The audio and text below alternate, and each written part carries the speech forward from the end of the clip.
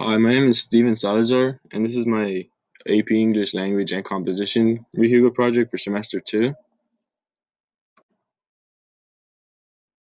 So, my essential question is, what is the ethics of editing the genome of human embryos? So before we get into the topic, we have to define what genetic engineering is. So, according to the Encyclopedia Britannica, genetic engineering is the artificial manipulation, modification, and recombination of DNA or other nucleic acid molecules in order to modify an organism or a population of an organism. So, when exactly did genetic engineering start? So, genetic engineering began in the year 1973 when Herbert Boyer and Stanley Cohen developed recombinant DNA technology, which allowed them to which allowed DNA molecules to be cloned in foreign cells.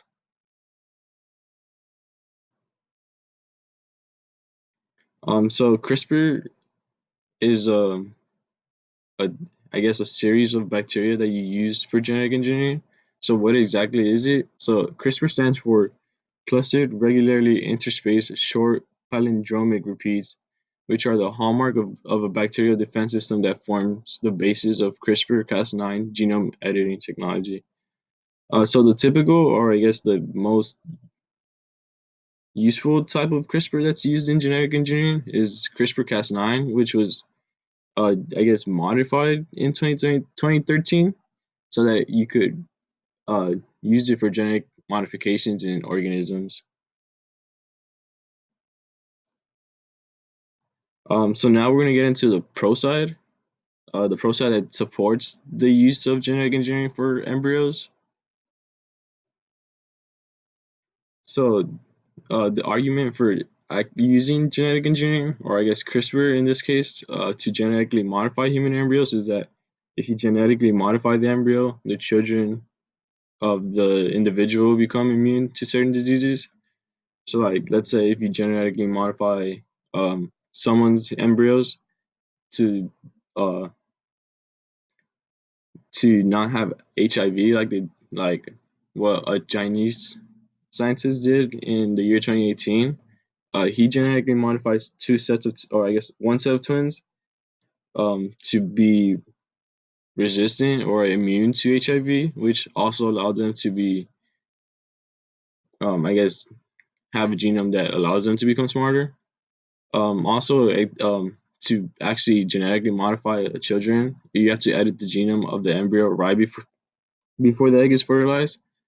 And also, if you edit it, you're allowing women to deliver healthy, normal children. Um, Also, certain bioethicists say that the parents actually have the right to prenatal autonomy, so they're able to have the right to choose over the fate of the children, which also gives them the right to choose certain characteristics that they want their children to have. Also, some say that, or some supporting the claim that genetic engineering should be available and support the argument, say that if you're going to genetically modify your children, they should be only done if there's no permanent changes to to the human DNA. So what I'm saying is that you could genetically modify your embryo or someone's embryo, and but the changes have to be reversible in a couple generations down. So now we're gonna be talking about the con side that actually goes against the argument of supporting the claim or the claim of genetically modifying human embryos. So now some people go against the claim that, or some people do not support genetic changes in the human embryo and go against the idea of using designer babies because the technology for genetic modifications would be distributed unequally. So what I'm saying is that, or I guess what I'm inferring, or I guess elaborating on, is that the rich would take advantage of the technology, so they would create a division between the rich and the poor. Because technology, mostly medical technology, is pretty much expensive, along with every other type of technology. So it'd be easier for the rich to have access to this, allowing them to genetically modify their children to become more attractive or stronger, in other words. It'll also make it harder for the poor to achieve technology to genetically modify their kids. Um, it would also create a perverse market for designer babies. And I mean, in other words, it could also create super soldiers, which seems alright if you use it. Not really, because super soldiers shouldn't, or I guess people in general shouldn't be designed for warfare. And then also it'll genetically enhance embryos physically and behavior, which makes them smarter and or stronger, which gives an unfair advantage to the people that do not have access to the technology.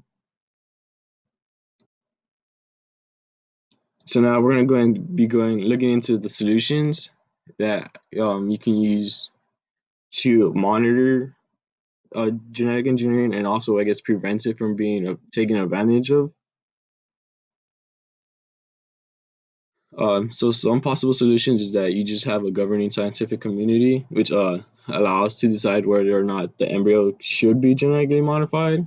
It also could be a part of the World Health Organization, since they're pretty much involved with the health of the world, along with I guess health issues around the world.